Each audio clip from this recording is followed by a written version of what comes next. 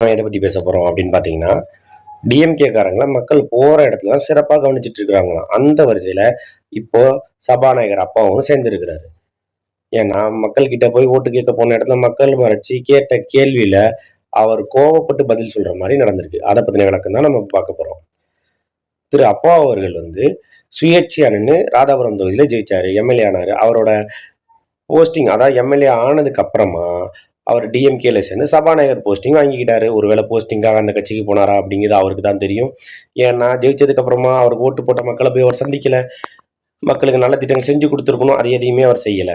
So அங்க இருக்கிற மக்கள் கோபத்துல இவர் இப்ப ஓட்டு கேட்டு அதே தொகுதியில திரும்ப போட்டியிடுறதுக்காக அங்க இருக்க மக்களை சந்திச்சு ஓட்டு கேட்க போறப்ப அங்க இருக்க மக்கள் பல மாரியா சர மாரியா கேள்வி கேட்டு அவரை திணறடிச்சு அங்கிருந்து திருப்பி அனுப்பியிருக்காங்க.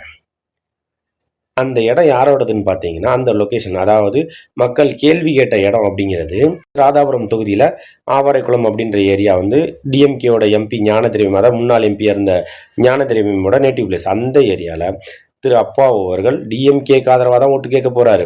அங்க இருக்கிற மக்கள் அவரை மறைச்சு வச்சு பல கேள்விகள் கேட்குறாங்க. இந்த ஊருக்கு என்ன செஞ்சீங்க? எங்க மக்களுக்கு என்ன நலத்திட்டங்கள் செஞ்சு குடுத்தீங்க? வேலைவாய்ப்ப பத்தி என்ன செஞ்சு குடுத்தீங்க? அப்படின்ற மாரி பல கேள்வி கேட்குறாங்க.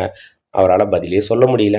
அவர் கோவப்பட்டு பேச ஆரம்பிக்கையில, அங்க இருக்கிற பசங்க எல்லாருமே அவர கிண்டல் பண்ற விதமா பதில் சொல்றாங்க.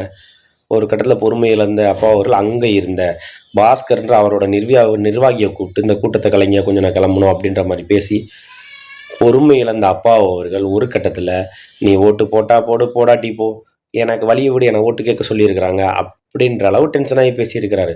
அப்படி இருந்தும் அந்த மக்கள் வழி விடல. அவர அங்கருந்து திரும்ப போ அனுப்பிச்சிருக்காங்க.